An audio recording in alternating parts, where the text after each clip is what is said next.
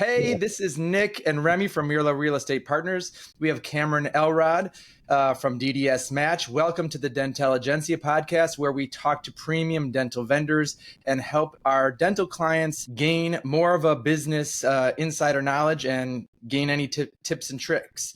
Welcome, Cam. How are you? I'm great. Thanks for having me on. This is exciting. It's been fun watching you guys get this rolling. We're excited to have you on, Cam, so thank you. Yeah, absolutely. So to get us started, why don't you give our audience a little bit about who you are and what you do? Sure. So, as you said, my name's Cameron. We started DDS Match Michigan in the state of Michigan, although it's a nationwide company, about 8 years ago. And we do, we're full service transitions company. So we basically help people who are trying to exit dentistry exit on their terms. So we've, we're working with buyers all over the country, and then I'm isolated to just the state of Michigan. Very cool. How, but you've been working inside of the dental world for many, many years. How did you end up getting into the role, what you're doing now? So I started in dentistry when I was 12 years old, and my father was a dentist. Still is. He practiced. He stopped practicing. Still keeps his license. But my brother's a dentist. I have cousins that are dentists. I have other cousins who work in the dental distribution business. And so I was working in my dad's office, everywhere from pouring stone all the way to mowing the grass. And then after school, got into the dental distribution arena. So I worked for Patterson Dental for 25 years, and then migrated into the transitions business. That's really cool. Is that all here in Michigan, Cam? No. I grew up in Minnesota. I was born in Alaska, migrated to Minnesota, worked in Texas for a while, and then was in management for Patterson throughout the Nebraska, Iowa, South Dakota area. And then they moved me to Michigan. And we've been here since 2005, and we've just made this home. So raised my kids here. They're up and gone now, but this is home. Very cool. So as someone who helps facilitate transitions, why don't you tell us a success story, where your involvement made a significant difference in that practice sale? So I like this question because it allows me to kind of tell the story about how we got started, and that's the motivation for it. Thad Miller down in Indianapolis, Indiana, started DDS Match, and he was a Patterson branch manager also. So we knew probably a third of all the dentists in our market, and people would come to us all the time about transitioning or exiting out, and there just wasn't, when you look at an industry and you just see these obvious gaps, and you're like, boy, there's an opportunity there if we could just close these gaps. And the transitions industry was like that. It didn't have the best reputation. There were some bad players out there. There's some great players, but the bad players wreck it for everyone. And there was some minor things that could be tweaked and just elevate the professionalism of the process. And Thad did that and just had huge success, and then reached out to people he knew like me and franchised it out. And so now we cover the entire country. And there was just some basic items that we do that are a little unique. And when we do that, it makes a big difference in the outcome for our client. So, like the best story is probably the one that starts where we go through the process of finding out what our seller wants. It's not always money. Money is one piece of the puzzle. There's a lot of variables to a transition. And this person came to us and they were sick. And they needed an exit plan on kind of an urgent basis. And so we went through the process in a rapid form. And one of the things that we do that's unique is that instead of like doing pocket deals where we have people we already know that want to buy things, or we might exclusively go to them, we always broadcast to the entire market because we never know what other opportunities might be around the corner. And so we did this valuation for them. And that's one of the unique items is we do independent third-party valuations instead of doing them in-house. In-house valuations, I'm sure they're fine. They give you a good thumbnail of where a project's at. And then if you do an independent, then you let the market decide. We use a third party that does a professional valuation, and they just set the bar so that everybody kind of knows the math has been done by a professional that doesn't have a vested interest in the outcome. And so we did this valuation for the client and ended up, it was a large project. It was a $2.5 million collections project. And we ended up getting them more than double the valuation because we timed it just right with this DSO that was recapitalizing. They needed to add a bunch of EBITDA quickly. And so just timing worked out. And, just by putting it out there and having all those relationships and broadcasting it out, we can create this competitive environment. They wanted it bad enough. Everybody won. Our client was thrilled because it happened fast. And we got to check all the boxes that were important to them. Really interesting to hear about this from the seller side, because typically we are, tenant and kind of buyer agents. We do some agency work, but that's a very small percentage of the work that we do. When you're talking to somebody who is at this stage, and they're starting to think about, selling their practice, what are the big things that they should be thinking about? What are the 3 to 5 main points that they should be considering? So I'll answer that question. I first want to comment, we only represent the sellers and you guys represent the buy side. And we love that this is separated. The whole concept of dual representation happens in transitions, and it's not healthy for the deal. It may seem like it, but in the end, each party needs somebody that has their back. And so we're thrilled when we're doing a project and the buyer has somebody like you helping them, because it's easy to have a project go so smoothly and then let something as much as a lease negotiation take it down because the buyer had no idea what they were doing. They thought they had something that was good. And then in the 11th hour, they realized it wasn't. And, they could have easily overcome that just by having somebody representing them on that project. So the sell side is only is what we do. And when we're looking at a project and what's important, the number one thing that people need to do is they need to start earlier. I mean, our average client calls us the year before they're ready to exit, and that's fine. And quite frankly, we'd call that brokering, right? And we can broker. We don't call ourselves brokers. We call ourselves transitions professionals because, like a CPA, I'd like calling them a tax preparer. They do more than tax preparation, and we do more than brokering. But if you call us too late, it's really difficult to make an impact on the outcome and give you more leverage. If you've got gaps in your productivity or in your practice management, we can identify those and increase your valuation.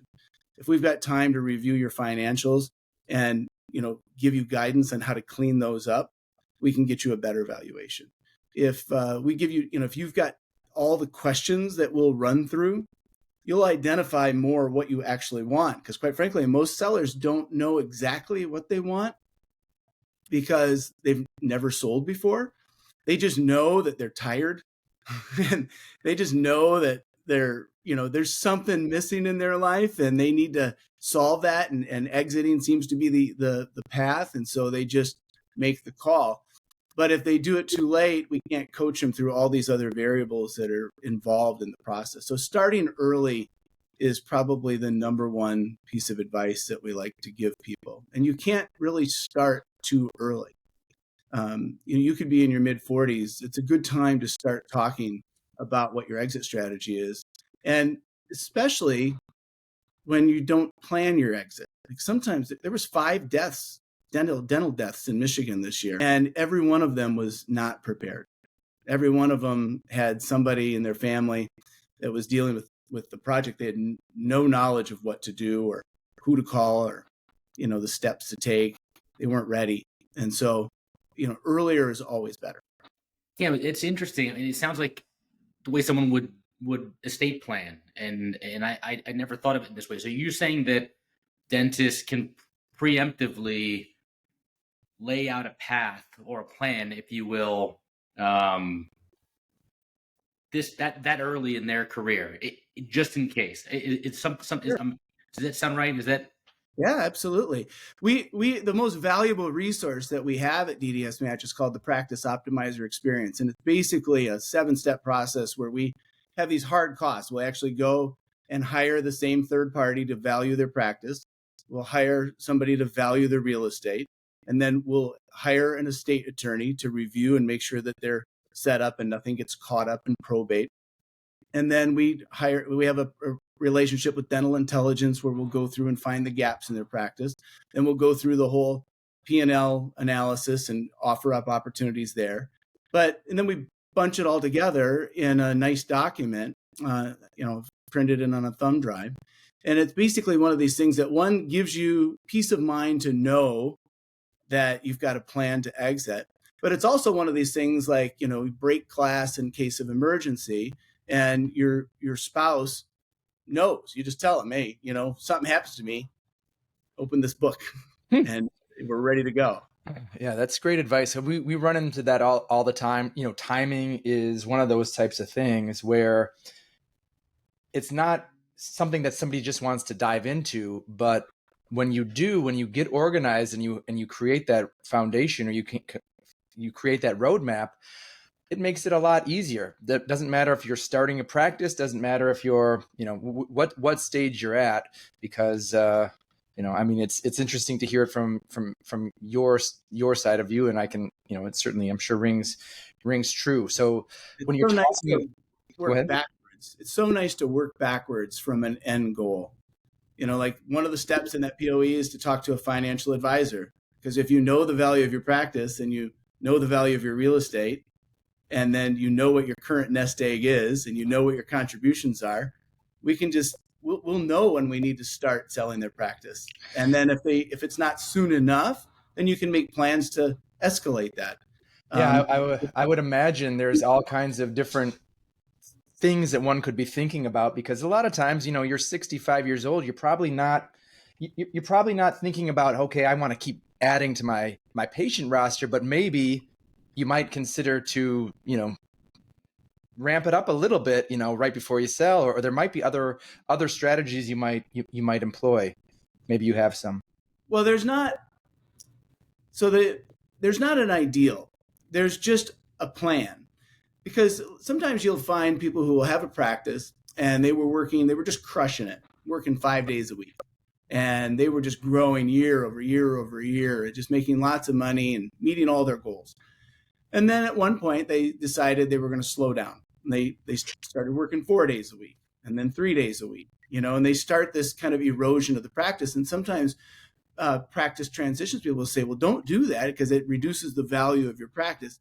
But turning your practice into a lifestyle business there's nothing wrong with that if that's your plan. You've got to know that you're eroding the end game of what it's going to be worth, and your exit strategy terms will change and your options will change.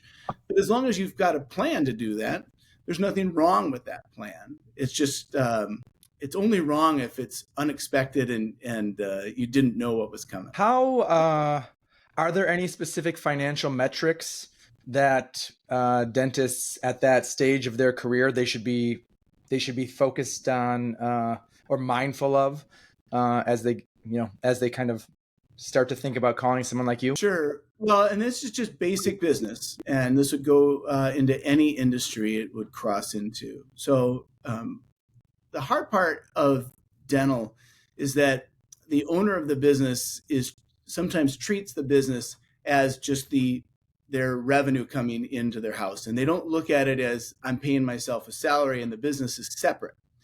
And when they can make that distinction that the business is separate and I'm an employee of my own business, they can manage it at a higher level and create more options for themselves in the future. Oftentimes they don't consider that the business, if they hope to get a higher value, they kind of hurt themselves by messing up a lot of their metrics. So if their staff salaries are out of line, if it has a significant impact on the valuation of the practice. Now, once again, if it's part of the overall strategy, then who cares, right? Sometimes you get staff members that have been with them 20 years. They're like family, and they want to pay in the 110th percentile. That's fine. Just know that that is going to have a negative impact on the transition. And as long as you're okay with that, then that's an okay strategy. I hear you. It's all about your plan, one way or the other. And well, we definitely have worked with doctors where it's clear their interest in their plan is a lifestyle business. For those, we often also come across people who are looking to sell and maximize, the return on that sale, and find that their practice is worth a lot less than they anticipated or believe it is worth. And so for that lot, what are some of the things that, whether there's specific metrics or just general good business to keep in mind? So you're talking about the practice that's the lifestyle practice? Not the lifestyle practice. I was acknowledging that we've worked with doctors where that is their interest. But for those who are looking to maximize their return through an acquisition, and they find themselves, this is more of a cautionary tale. We find the value of the practice is a lot less than they believed it was, and it's heartbreaking. It's disappointing, to say the least. So, in order to avoid that, do you have any prevailing advice or sentiment to keep in mind with that end goal in mind? So it really depends on a couple variables. So one being the size of the practice, and then two being what their exit strategy looks like. So if their goal is to sell their practice to a younger version of themselves and sell it just like they got into dentistry, they want to get out, right? A private buyer buying their practice. Then what's going to happen is that the valuation is going to be done on a cash flow analysis. They're not going to do this EBITDA analysis, which is just a fancy way of saying profit after paying a dentist to do the work that you're doing. And so if this cash flow analysis is basically just as it sounds, it's like, how much cash does my practice generate and push to the bottom line? And that really is the determinant of how the price of their practice is determined. And so we're back to the overhead. Obviously, if your overhead is too high, it just erodes the profit margins on the back end. And so, just managing the overhead of your practice is so important, but more on a large scale than a micro scale.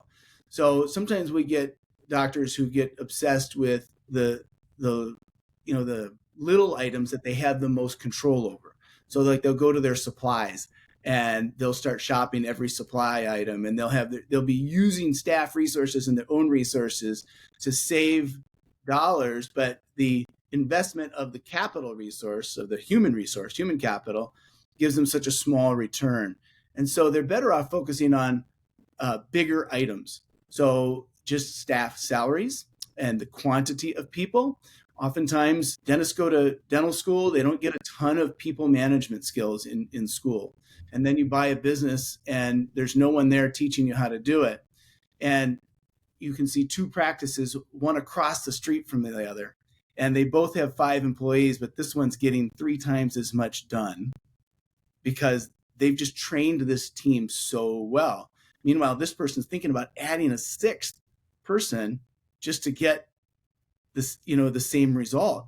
And so it becomes down to this whole management skills. And the better you get at leveraging your team to excellence and output, the better you're going to get an outcome on your P&L and your analysis or your valuation. And that goes not just to overhead, but that also goes to productivity.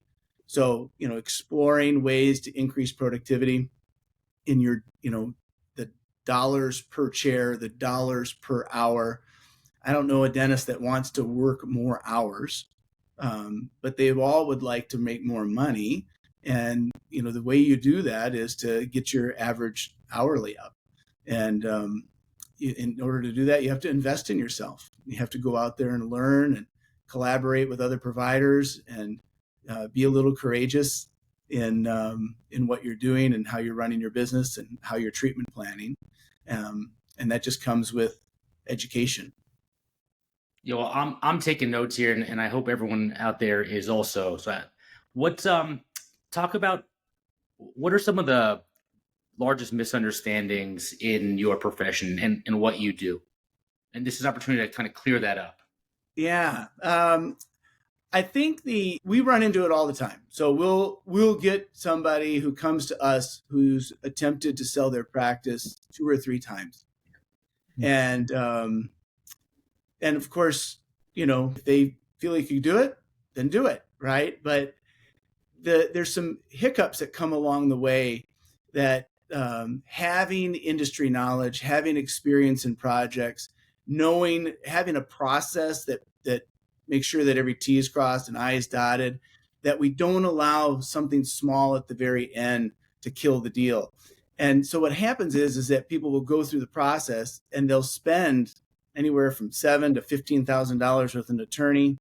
They'll have invested countless hours generating data and reports for the buyer's advisor, and they'll have all this, and then in the very end, the deal collapses, and it's always just some minor misunderstanding that wasn't communicated well. And having somebody in between this buyer and the seller makes a world of difference, because I'll have a buyer just not knowing how to articulate their concern over something in the practice, tell me something, and I know how to repeat it back to my client. When they did it on their own, it was offensive. And the seller got defensive because you're talking about their baby, right? They've been growing this for 25 years. Their whole legacy is here, and now they're insulted. And that wasn't the intent. But anytime you don't have somebody in between to manage the messaging, these deals collapse pretty fast because emotions get involved. Mm-hmm. But I would say outside of just having an intermediary in your deal, knowing all the steps and the pitfalls that happen along the process and having someone manage you saves them money. People think they're saving money by skipping the fee of a person like me, but there's people out there that have done it. They've successfully transitioned their practice. There's no telling what they left on the table, but they've done it. But there's countless people who have had a bad experience in the process. And we love when somebody gives us a list of what's important to them. We run them through a whole series of questions, and we just go through the process and check them off one by one, and we bring them right to the end. And so Jamie, who works with me, we just celebrate. We get to the end. Everybody's so happy because both parties are getting what they want. And it's not a good deal if both parties aren't getting what they want. And it's very gratifying when somebody exits on their terms and they're excited about their buyer and their legacy is protected and the staff and the patients are taken care of. It's really nice when it all comes together. That's really cool, because you've said it's really about good planning and clear communication, because we're talking about somebody's baby, somebody's legacy, and how they sell it. There's a lot of emotion that's attached to that, and so how do you help your clients ensure once everybody's agreed to everything, to ensure like a nice smooth transition? How long does the selling dentist typically stay on? Those types of questions. Sure. So it's all about setting expectations at the very beginning of the process. So we have something called the trusted transition process. It's a whole list of steps that we go through, and the steps are in an order that doesn't allow us to miss something towards the end and set proper expectations ahead of time. So there's no surprises in the steps. But as far as setting expectations for your example, how long will they have to work? Well, they get to set that. The nice thing about selling a business, it's not like selling a house where I think you could make the argument if you listed a house and you didn't somebody made you an offer for what you were asking for without any contingencies, the documents could support that you have to go through with the sale. But in business sales, that's not the case. Like the seller is in control the entire process. I mean, they at any moment can make a decision to not go forward until they sign an asset purchase agreement. Then they're legally bound. But up until that point, they're in control. But what makes it important is not taking advantage of that, but just setting a strategy ahead of time. So if somebody said, I mean, we'll ask them, do you want to drop the handpiece, like the microphone, and walk out the door? Or do you want to work a couple days a week? Tell us what you envision would be ideal for your exit. And I'll tell you that for every descriptive item that they give us, there's a buyer out there that wants that same thing from them. You just have to find them and set proper expectations with them also. And then finding that match is that's the goal. And it's relatively easy if everybody knows what the other person wants. How challenging is it to then marry the incoming dentist with the outgoing dentist staff? Does that ever cause problems or? Well, it depends. So, obviously the sellers generally want to interview the buyer prior to signing any sort of commitment. And the reason they do is they're concerned about that also. They want to make sure that the person coming in is going to be, culturally similar in how they treat people, like how they treatment plan, and they want to make sure they have a similar temperament, that they have the same attitude towards the staff. And sometimes there's buyers out there that are just the opposite of the seller. Maybe they're more like, if one's super gentle and fun and kind, this person might be aggressive and all business, and people are just a commodity of this business, and there's a clash. So we can vet that out in the process of interviewing prospective buyers. But when it comes to, once the deal is made and it comes to a closing, we've been in scenarios where the actual closing and the introduction of the buyer happens on the same day, and it's awful. It's no fun at all. So all of a sudden the seller's explaining to their staff that they've sold the practice and introducing somebody new in that same day. And it's a terrible way to do it. We've done it because we've had to.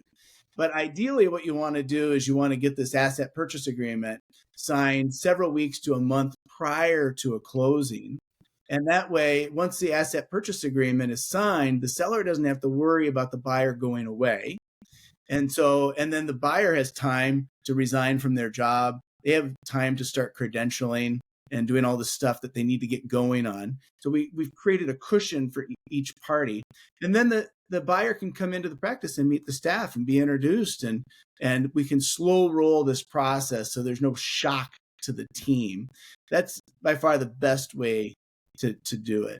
But assuming the person's not coming in and cutting everybody's salaries and implementing a whole list of new rules and just shocking the team with change, we rarely see turnover in staff in transitions that we're doing because we have a system for making sure that it's not a shock to them. I mean, typically what we see is a lot of people, or our clients, they get into this field because they want to help people and they want to help take care of people, and they're compassionate about people, but they also, their oral health is really important. And so at the end of the day, typically, it's about the patient. And so how do you advise your client inside of the transition so that there's less effect, with or it's smooth and seamless also for the patient experience? So it depends. So if we're in like Grand Rapids metro area or the Detroit metro area, our process is we go to market and we broadcast it to all of our known buyers that we have. Of course, they all have confidentiality agreements, and so we're serious about that. But we're getting multiple people to the table. And when we do that, we'll, like in the Detroit metro area, we can generally get anywhere from 5 to 15 letters of intent on a project. Wow. And then we'll, on paper, call that down to like 4 or 5. and then we'll set up an interview with each one of them with the seller. And this is the seller's opportunity and the buyer, because the buyers have the same concern clinically. If you've got a seller who hasn't ever worn loupes, never used an intraoral camera, doesn't have an overhead light, chances are they're probably just not seeing things that another dentist might see with all those tools and resources and young eyes, right?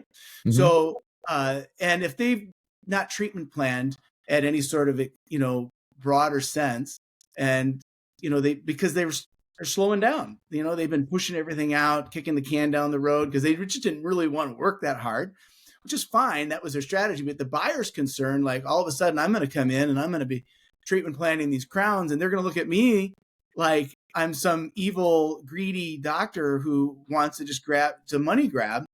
And it's legitimate stuff, just different set of eyes.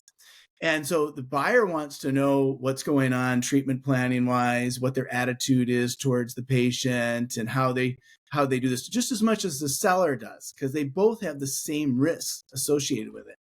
And so the seller gets an opportunity to interview the buyer, where they're interviewing each other basically about these things, about how we treat staff.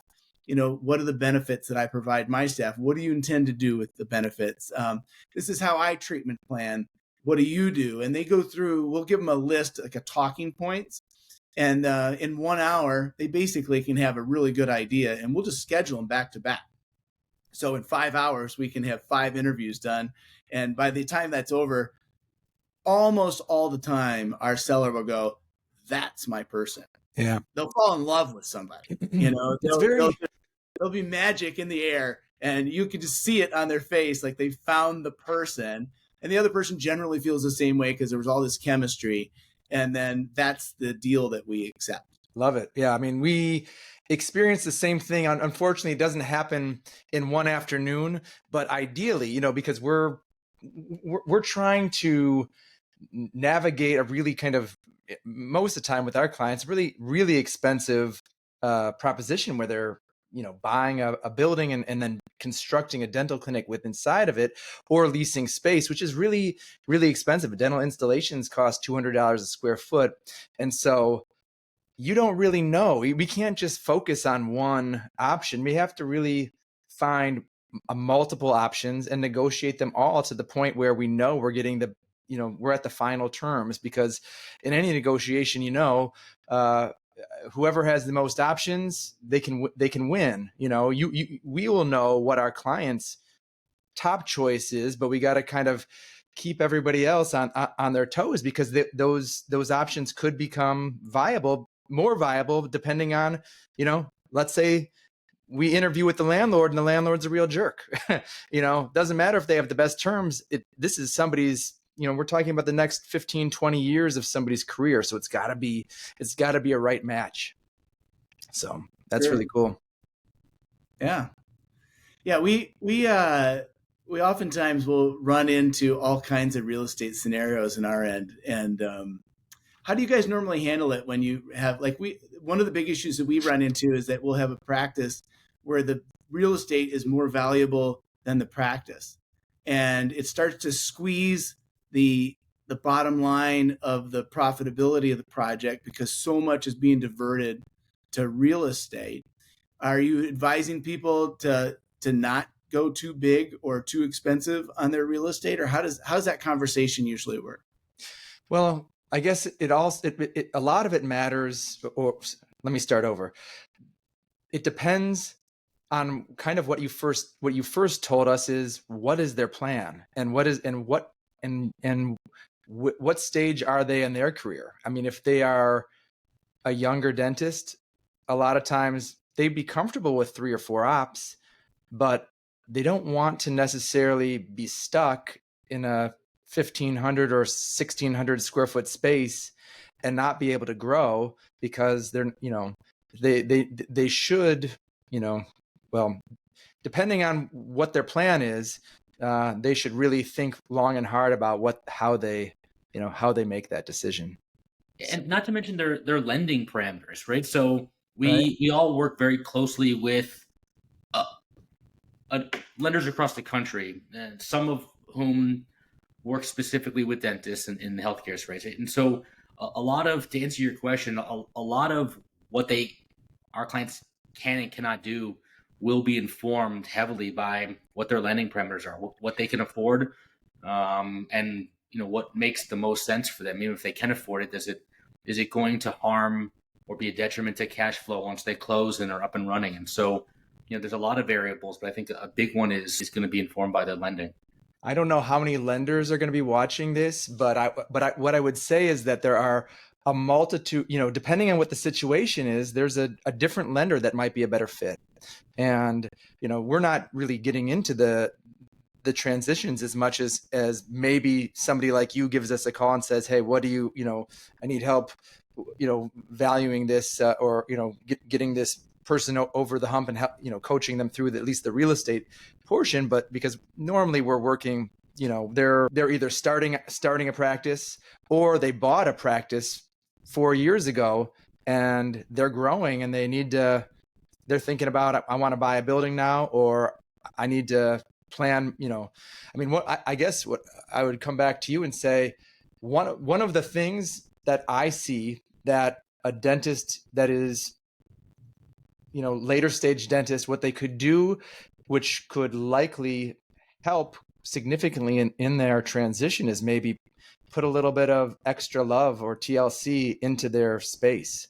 Because, a lot of times our clients, they're in a nice, an adequate dental office, but it's like, you got old light fixtures, or you got, certain things. If they just spent $5,000-$10,000 just to kind of clean it up, it would have a much better feel. I mean, what dentists need to understand when they're in this situation is they got to walk through the front door into the lobby and understand what the patient experience is like. And so, advice. It's funny how, like, when we advise them early enough, like if we get a chance to talk to somebody 5 years out, it's ideal, because 5 years is about the time that it takes to fully depreciate capital improvements that you're doing in the building. And so if they're buying new equipment, I mean, the dealers will love this comment, but you should, if you've got 25-year-old equipment, a lot of times they'll say, well, I'm going to let the next person deal with that. Right. And they don't realize what an eyesore it is, because these young people that are coming out of school, they've never used impression material. You have to have a scanner. You can't push that off to the next person. They'll see the project is so antiquated that they won't, they'll just dismiss it, because there's all kinds of other projects out there that have that stuff. If you got an old operatory, buy it 5 years in advance, not 1 year in advance. If you do it 1 year in advance, it's like putting a pool in your backyard and expecting to recapture the total value of your pool at your house. It just never happens. But if you do it 5 years in advance, you get to use it. One, it probably will increase efficiency or productivity, certainly morale. And you get to, use something nice for the last 5 years of your career. And then you fully depreciated it. And then the person coming in, a 5-year-old dental chair looks brand new. That's right. But they push that off. I would always encourage people to make the investments at that 5-year mark, 5 to 7, and just start investing in their practice. But in their mind, they're thinking, I'm not going to get 25 years out of it, but it'll make a big difference. That's great advice. And we convey that message all the time. And while dealers in the field are deeply trusted by their doctors, having that conversation themselves, there's still the optics of self-interest, right, with the equipment sales and so forth. So it's important for us to be reiterating that message and educating doctors on the scary but value in investing today, so that 5 years, 6 years, 7 years down the line, they can maximize, the profit from that sale. So, yeah. So earlier we were talking about the higher value real estate. We had a project where I was so impressed with how wise the seller was, because normally they don't have this insight on it, but they built this remarkably beautiful building. It's outside of Traverse City. It's the first LEED certified building. And they spent an unbelievable amount of money building this thing because it was going to be their dental home for 20 years. Yeah. And they just wanted to go to someplace nice to work because their business, it might as well really love where I'm at. And he said to me, he goes, I know I'm never going to recapture everything that I put into this building. And I'm like, oh my goodness, I've never heard somebody say this to me. But is it hard to recapture all of that excess that they put into the practice? Not let alone the plumbing, but all of the, if somebody normally spends 200 square and they spend 400, is it hard to recapture that? Well, there's a lot of different ways to answer this question. What I would tell you is that 99 out of 100 times, the new person who goes into a space is going to want to go in there with a bulldozer and start over and make the interior their own. And so what we want when we're looking at spaces that are maybe not inside of a transition, but when we're looking at spaces, we want good bones. We want to have a nice presentation with lots of windows, so there's natural light, things like that can be reused, because the dental field has changed a lot. It changes a lot every 5 years, much less every 25 years. And so, sizes are, you could probably fit a couple extra ops in there. And as you said, I mean, a couple, another op could be another $200,000 to $250,000 a year of revenue for that practice. And so, that is what our clients are thinking about, at least. So, but you shared the sentiment that your client shared with you, and I agree with Nick entirely. And there's so many ways to answer this, but there might not be market value in 10, 15, 20 years to make that back. But the intangible, the value of spending time in that space where you spend more time than you do in your own home for the next 5, 10, 15 years. And then that's the doctor, that's their staff, their patient experience. You can't put a price on that. That's invaluable. And when you're happy, happy people do happy work. And so, yeah, you want to be proud. You want to be proud of the space that you work out of. You want to, this is your, this is how you interface with your community, So sure. Never faulted anyone for trying to make their space a little bit nicer or fancier. That's right. Yeah. I love that your logo is in an art form on the wall back there, Remy. Yeah, no, I appreciate it. I got another piece, which is on the wall here, and it's what you see on our shirt. I borrowed this one from our office, and so we kind of play around with the look. Great. But I appreciate that you noticed. Yeah. So you've been doing this, you said how long? Well, I've been paid to do it for 8 years. When I was a manager for Patterson, seemed like we were dealing with it all the time, trying to play matchmaker and help people out. But as a professional, I've been doing it for 8 years. What is the best advice that you've received along the way? Best advice I've received? Think about that. I think I'll back into it. So what I've really realized is that the dental community is not really that unique. It's just a sample of the general public, and there's remarkably kind, loving, honorable, high integrity people in the industry, and then the pendulum swings both directions. And what I often think back to where I was told that you just the reason you're in your own business is because you can pick who you're going to work with, right? And if you just find these people that want to have a fair, honest deal, and they're not out to take advantage of anyone, and because we've run into that, like people didn't want to disclose things, but you can have so much fun in business if you just work with people that want to do fair deals. And, both parties are concerned about leaving something on the table. That's fine. We can use independent third parties to figure out what fair is. But I would just, I think the advice was just find those people and try and only do business with those people. It's worked really well for us. I bet if we think back to the brief time we spent with you at Sparkling Smiles or the MDA Foundation or Mission of Mercy, you're often smiling and it's Yeah. clear that you're enjoying what you're doing, and so Yeah. and we feel the same way about what we do. So Yeah, and thank you for the plug there. I appreciate you guys coming to the Sparkling Smiles and donating. I'm on the board for the foundation, and we were just thrilled to have you guys there. And so, if you spread the word, foundation's doing great things. We've got all kinds of events coming up. We'd love the support. Yeah, no, 100%. I mean, especially with Mission of Mercy, that is such a cool event where, a lot of times people can donate money or they can do something for a cause, but it's rare, feels very rare that you can actually do something that's so helpful to so many people. And it really makes an impact that's tangible. It was quite such an incredible experience to be able to be part of that, and I'm glad you were there. yeah, no, it was a lot of fun. 2026 in Kalamazoo.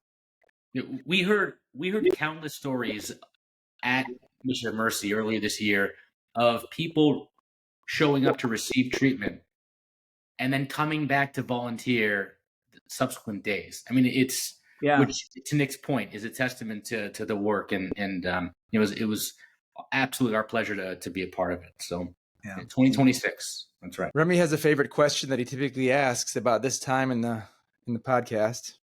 Yeah, I appreciate that. You'll one of these pods you'll get to ask Nick, but I'll take it today. So if you ask my wife or my kids what I do, they might be able to tell you real estate, commercial, and they probably mention something about dentists, but they ultimately really have no idea what I'm doing every day. And so the question is, if we asked a family member, a close family friend, what you do for a living, what would they say? That's a good question. I can honestly say that two of my kids probably wouldn't be able to describe what I do, but my wife knows for sure. And we used to think that we sell dental practices. And when we started, I really thought that's what I did. Yeah. But she would say that we are really changing lives because she's seen all the stories out there about deals gone bad and people messing up their retirements or the timing of their retirements. And she gets to sit. I probably shouldn't say this, but you're working from your car all the time, right? Sometimes your spouse is in the other seat and she knows that she's not going to, I got effects going on. I don't know how that happened, but she'll hear a client say, just start gushing about how happy they are at the end of the process and how everything worked out. And then, just fishing for that outcome is so rewarding. And so I think she would think that, we're really making an impact on how dentists exit on their terms successfely. That's awesome. I think that's how they describe it. So do you have any, on that, that same topic, are there any good testimonials or any good, any great compliment that you received recently inside of one of these transitions where you did, make somebody really happy? Well, I'm not good at bragging, but I will tell you that we get a comment every week. And even though we only work with sellers, the feedback we'll get from buyers is every week. Because, we're only doing so many deals a year. So, but we're dealing with, we only represent sellers, but we talk to buyers all day, every day. That's where 90% of our time is spent. And they will often say, you guys are so remarkably professional. And we love that you guys are so organized. You have all the data stored in one spot. You do this independent third-party valuation. You follow up. You return calls with this. And we really pride ourselves on that. And that's the high praise that we love to hear. And we get it all the time from the buyer pool. Love it. I was listening to a podcast the other day, since, we're trying to understand how to make this sound and feel better. But there was a really cool question that the host, posed to the interviewee, and it was, what question would you ask to the next to the next person that we interview? What would you, if you could ask anything to somebody that specializes in helping dentists with whatever the case may be, whether it's an architect, a civil engineer, an equipment rep, but is there anything that you're interested in finding out? You want to know, or what would a doctor want to know, right? Yeah. I'm not sure, but I think I know the podcast you were watching, but did they write it down for the next guest? I think that we should all be asking ourselves. So you should ask your next guest where they think the future is going in our market. I think there's been a lot of changes that have happened in just the last 5 years. Sure. And I think the next 5 to 10 years are going to be really interesting because there's so much consolidation. There's so many changes going on. I would love to hear your guests talk about, where they see things going, where they project things happening, or what they might be doing different to differentiate themselves in the next 2 to 3 years. All right. Well, we'll be speaking to Stephen Tretter in about an hour, and we'll definitely ask that question. So awesome, man. I was really, really appreciate, spending the time with you, getting to know you, and learning more about your business and how you guys operate and help your clients, dentists, sell their practices at a high level. If there's anything else you want to add or any other questions, let us know. Otherwise, we can wrap it up.